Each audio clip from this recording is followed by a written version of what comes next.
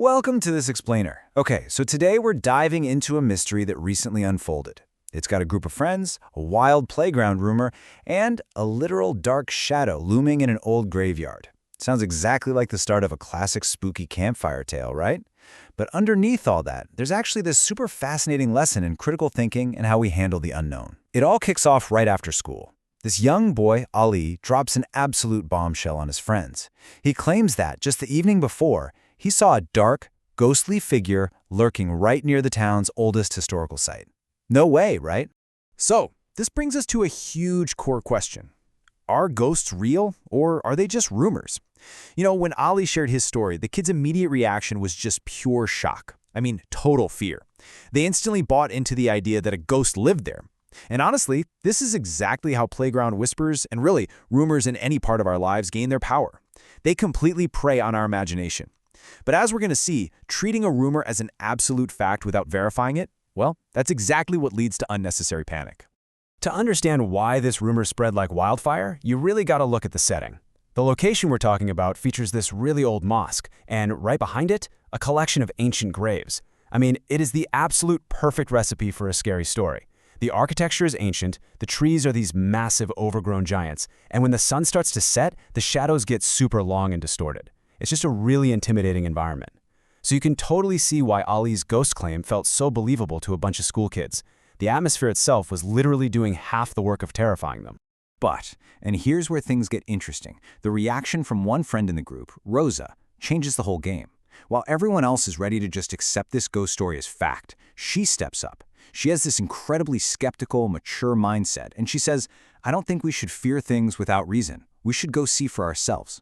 This is the absolute turning point of the entire story. Rosa refuses to be paralyzed by a spooky story. She takes what could have been just another scary campfire rumor and transforms it into a real-life, boots-on-the-ground investigation. She's pushing her friends to actually go out and seek evidence.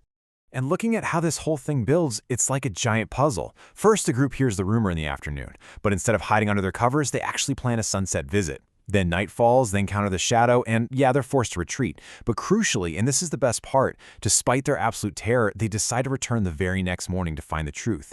It's just a really highly structured approach to problem solving, especially when fear is so heavily involved.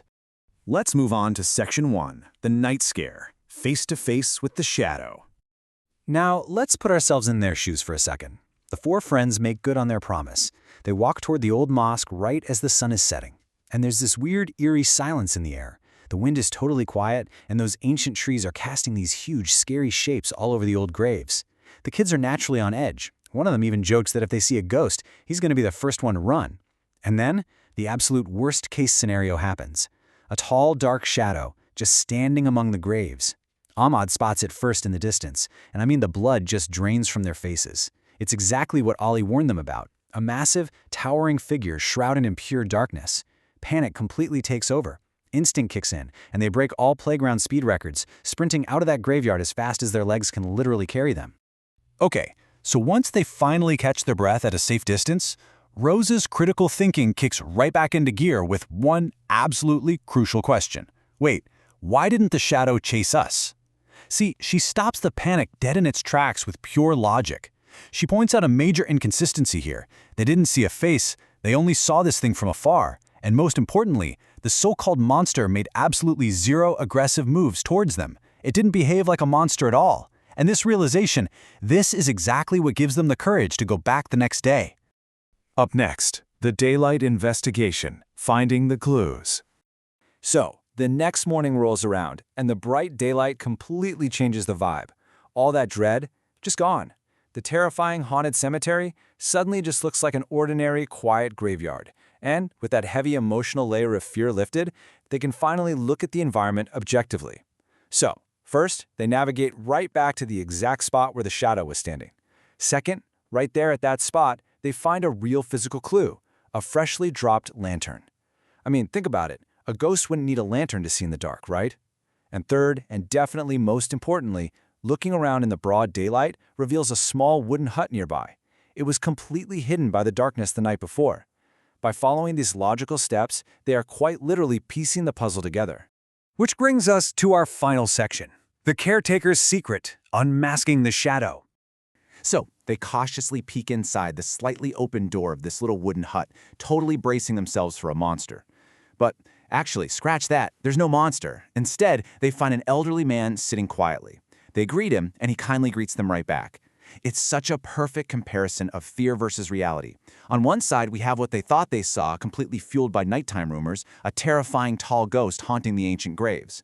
On the other side, the logical reality, an elderly caretaker wearing a black coat, who simply uses a lantern to see while he cleans the graves at night. Because it was dark, his black coat and the glow of the lantern just created a spooky optical illusion from a distance. The whole shebang was just a trick of the light.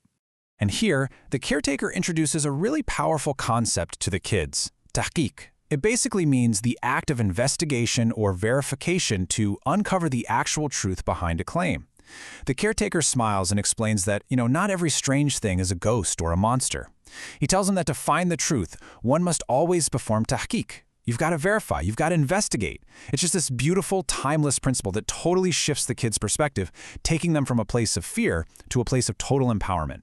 So let's distill the crucial takeaways from Roz's adventure into some clear rules for everyday critical thinking. First off, fear is often just created in our own minds. Our brains are hardwired to protect us, and sometimes they do that by imagining the absolute worst-case scenario. Second, things always look much scarier in the dark. That's true literally, but also metaphorically when we're just lacking information. Third, don't blindly trust playground rumors, or really anything you just hear through the grapevine. And finally, always investigate the truth for yourself. Do your own tahqiq. Which brings us to the end of our explainer today. But before we go, I want to leave you with a question to really think about. Next time you hear a scary rumor, are you going to run or will you investigate? As Rosa and her friends learned, the truth is very often much simpler and a whole lot less scary than the stories we tell ourselves. By applying a little critical thinking and, a bit of bravery, you can shine a light on any dark shadow. Thanks so much for joining me for this explainer. Keep asking questions, keep looking at the facts, and I'll see you in the next one.